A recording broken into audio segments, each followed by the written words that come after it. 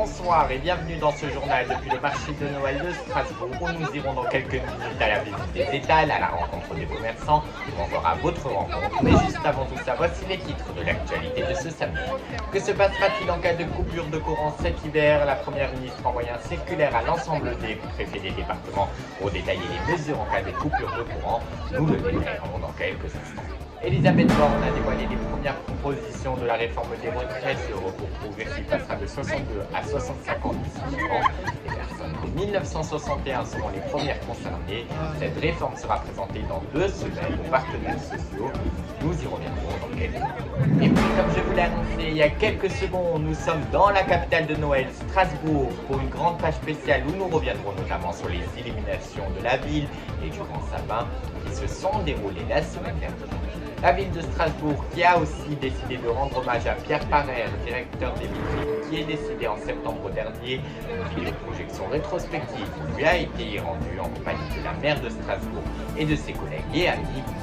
Et allez, pour terminer ce journal, comment fait-on un bon vin chaud? Nous avons posé la question à un vendeur de vin chaud qui nous a dévoilé une partie de sa recette pour faire un excellent vin chaud. Que se passera-t-il en cas de coupure de courant cet hiver? C'est la question que nous nous posons tous depuis quelques heures. Les écoles, les transports en commun, le réseau internet à l'arrêt en cas de coupure de courant, c'est ce qu'a annoncé la première ministre dans un circulaire qui a été envoyé à l'ensemble des préfets des départements. Revenons sur les principales annonces avec Hugo Messager. Depuis quelques semaines, la France fait face à une crise énergétique sans précédent. La première ministre Elisabeth Borne a envoyé une circulaire à l'ensemble des préfets pour détailler les mesures en cas de coupure de courant. Tout d'abord, en cas de coupure de courant, vous serez prévenu grâce à un message d'alerte qui vous préviendra de cet arrêt de courant quelques jours avant la coupure.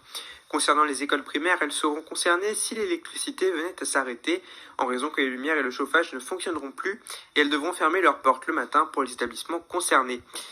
Les restaurants scolaires devraient être ouverts entre midi et 2 pour que les élèves puissent manger un repas équilibré. Les collèges, lycées et les universités ne devraient pas être concernés puisque l'arrêt du courant devrait avoir lieu vers la soirée pour ces établissements, contrairement aux écoles primaires dans lesquelles il devrait avoir lieu la matinée. Pour les transports en commun, ils pourront aussi être à l'arrêt lors des coupures de courant pour que le métro, le train et le tram ne s'arrêtent pas en plein trajet si l'électricité venait à disparaître. Concernant maintenant l'appel au numéro de secours, il ne sera pas possible de joindre les numéros habituels, mais un autre numéro est mis à votre disposition, il s'agit du 112. Mais ce numéro n'est toujours pas disponible dans toute la France. Le gouvernement d'Elisabeth Borne est en train d'essayer de trouver des solutions pour que tous les Français puissent contacter les services de secours en cas d'urgence. L'éclairage public sera lui aussi concerné par cet arrêt de courant, alors que nous sommes actuellement en pleine préparation des festivités de Noël et que les rues sont illuminées de guirlandes lumineuses. La première ministre Elisabeth Borne a dévoilé les premières propositions de la réforme des retraites qui sera présentée dans 2 semaines aux partenaires sociaux. Cette réforme que si elle est adoptée démarre à partir de l'été prochain et ce sera les personnes en 1961 qui seront les premières concernées. Explication d'Hugo Messager. La première ministre Elisabeth Borne a détaillé jeudi les propositions de la réforme des retraites qui sera présentée dans 2 semaines aux partenaires sociaux et qui devrait prendre place à compter de l'été prochain. Voici les propositions. Tout d'abord, concernant l'âge de départ à la retraite, la première ministre a annoncé que d'ici 9 ans, c'est-à-dire en 2031, il devrait passer de 62 à 65 ans. Par ailleurs, l'âge d'annulation de la décote est bel et bien toujours maintenu à 67 ans. Ce sont les personnes nées en 1961 qui sont à ce jour âgées de 61 ans qui seront les premières concernées par cette réforme. Pour les carrières longues, Elisabeth Borne a annoncé qu'elles seront prises en compte pour les Français qui commencent à travailler très jeunes. Cette réforme sera, elle, présentée au début du printemps prochain lors du Conseil des ministres qui se tiendra comme à son habitude à l'Élysée et également présentée au printemps prochain au Parlement.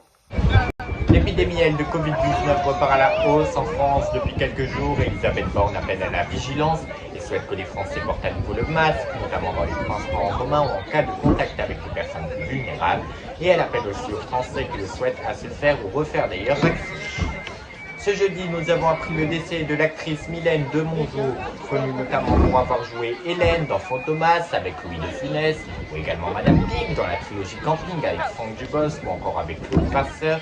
Elle s'est éteinte d'une longue maladie à l'âge de 87 ans. Un point sur la Coupe du Monde de foot avec la défaite des Bleus face à la Tunisie, 1-0 ce jeudi. Antoine Griezmann qui a marqué un but à la fin du match, mais qui a été annulé par l'arbitre pour une cause de position de hors-jeu du joueur. L'arbitre qui a annulé le but après avoir sifflé la fin du match. La fédération de foot a décidé de porter réclamation auprès de la FIFA. Les bonnes nouvelles, les Bleus continuent l'aventure. Direction maintenant pour les hommes de Didier Deschamps, les huitièmes de finale. Ils affronteront la Pologne ce dimanche dès 16h. Comme chaque année a démarré le week-end du Téléthon pour aider à la recherche contre les maladies génétiques neuromusculaires. Vous pouvez faire un don en envoyant don DON par SMS au 92 007 ou également par chèque dans un des points dont l'année dernière 74 millions d'euros de dons a été atteint. Sachez également que depuis ce mercredi, et c'est une bonne nouvelle, la baguette de pain est rentrée dans le patrimoine mondial de l'UNESCO, et ce qui fait la fierté de tout un pays, également de nos boulangers. Nous sommes vraiment très heureux de cette information. Allez, comme je vous l'ai dit au début de ce journal, nous sommes dans la capitale de Noël, Strasbourg, sous le grand sapin qui s'est illuminé aux couleurs de Noël la semaine dernière. Revenons ensemble sur les illuminations avec Rodrigue Bedin. Vendredi 25 novembre dernier, les rues de Strasbourg et sa mythique place Kléber se sont illuminées aux couleurs de Noël. La place Kléber où le grand sapin s'est éclairé à 19h. Dès le début d'après-midi, plusieurs centaines de personnes s'amassaient déjà sur la place pour visiter le marché avant l'allumage du sapin. De 18h à 1h des illuminations, un drôle de monsieur a fait son apparition sur scène. Il s'agit de Hand, qui est joué par Jean-Nicolas Broyer pour nous raconter l'histoire du sapin, avant de repartir direction l'ouverture du marché où se sont tenus le début des illuminations.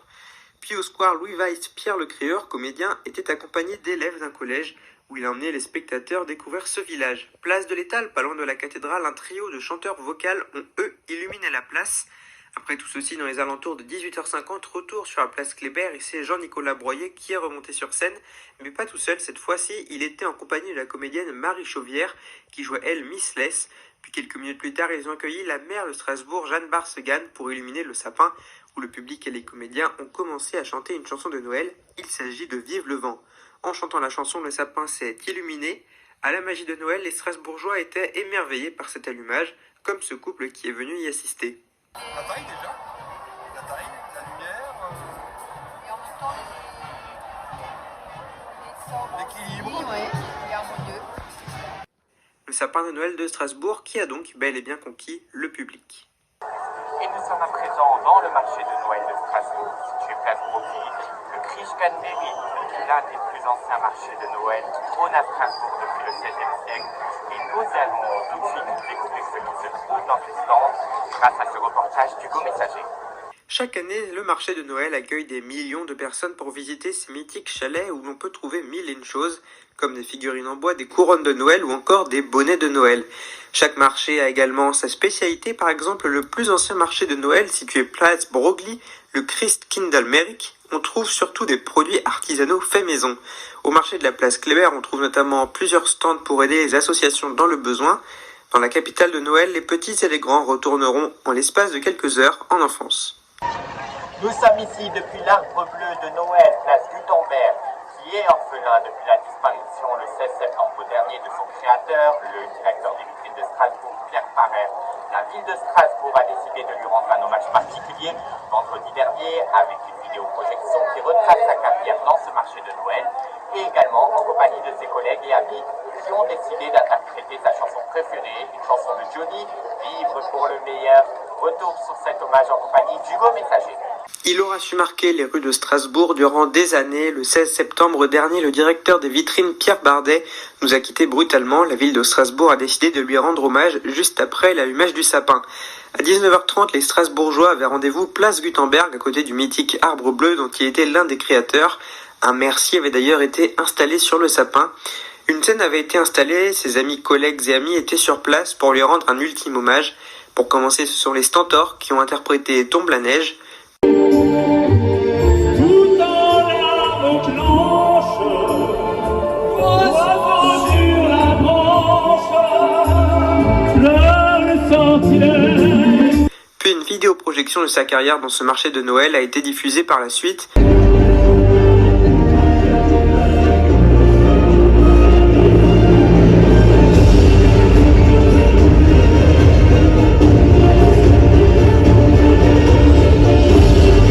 La maire de Strasbourg est montée sur la scène en compagnie de son collègue et ami Gwen Mayer.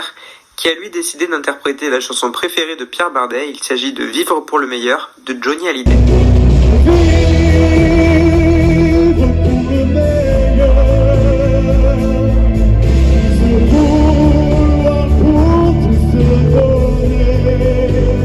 Comme vous l'avez constaté dans ce reportage, la maire de Strasbourg, Jeanne Barségan, était présente pour cet hommage. Elle s'est adressée au micro d'Hugo Messager. Je vous propose de l'écouter. Je me souhaite rendre hommage parce qu'on lui doit beaucoup. On lui doit notamment des magnifiques illuminations de notre ville. Et c'était important de pouvoir avoir une pensée pour lui ce soir. Alors que nous faisons face à une hausse des prix considérable depuis plusieurs semaines, est-ce que l'inflation des prix s'est montrée cette année dans le marché? Rodrigue Bedin a mené l'enquête et vous allez voir, ce n'est pas toujours le cas. Alors que la France fait face à une inflation, est-ce que l'inflation s'est montrée dans les étals? Les vendeurs que nous avons rencontrés nous ont dit que bien évidemment l'inflation a eu un impact sur les prix, comme ce vendeur qui vend des objets de décoration de Noël, qui nous a expliqué que plusieurs choses avaient augmenté. Tout ce qui est un petit peu les boules en verre, parce que le gaz a augmenté, le verre a augmenté. Les objets de décoration de Noël ne sont pas les seules choses à avoir vu leur prix augmenter, comme cette commerçante qui nous a expliqué que ce n'est pas directement elle qui augmente le prix des livres. Et nos prix dépendent du prix des éditeurs, donc nous n'augmentons pas de nous-mêmes nos prix, ce sont les éditeurs qui s'en chargent ou qui le décident. L'inflation n'a pas touché tout le marché, comme ce chalet qui vend des souvenirs de Noël, qui lui n'a pas augmenté ses prix depuis 5 ans, ce qui est bien entendu une bonne nouvelle. Nous sommes ici devant un stand de vin chaud, mais comment fait-on un bon vin chaud? Que mettons dans un vin chaud? Rodrigue Bedin est allé à la rencontre des commerçants et nous dévoile des recettes. Au vin chaud avec 16 épices, cette tradition qui remonte à l'an 20 après Jésus-Christ. Mais quelle est sa recette? Comment fait-on un bon vin chaud? Que mettons dans un vin chaud? Tout d'abord, plusieurs vins chauds existent, comme le vin traditionnel, le vin rouge ou encore le vin blanc. Lors de notre arrivée dans la capitale de Noël, nous avons rencontré plusieurs vendeurs de vins chauds qui nous ont expliqué tout d'abord que certains vins chauds sont fabriqués à la maison et que d'autres sont faits sur place. Mais que mettons dedans? Écoutons l'un d'entre eux. Alors le vin chaud c'est préparé à la maison, il y a plein d'épices, il y a de la cannelle, de l'orange, du citron, quelques ingrédients secrets qu'on ne divulgue pas. C'est macéré pendant 24 heures et après ça peut être filtré ici au marché de Noël et rempli les citernes. Voilà. En vous aidant de sa recette, vous pouvez créer vous aussi votre propre vin en rajoutant vous aussi une recette secrète. Et puis avant de refermer ce journal, nous sommes avec le Père Noël qui voulait faire un petit coucou. Bonsoir Père Noël. Bonsoir, à la prochaine. Et voilà, c'est la fin de ce journal. Dans 15 jours, pour l'information, vous retrouvez Steven Combe. Je vous souhaite une excellente soirée. Et nous, on va rester avec les illuminations de la ville de Strasbourg au Noël avec Vive le vent. Excellente soirée à vous et à bientôt. Blanc de neige blanche, un vieux monsieur s'avance avec sa canne dans la main. Il trouve là-haut le vent qui siffle dans les hanches, lui souffle la romance qu'il chantait petit enfant.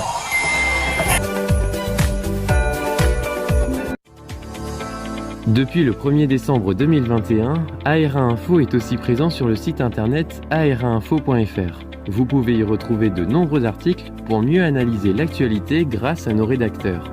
Nous vous proposons par ailleurs de redécouvrir tous nos contenus sur une seule plateforme.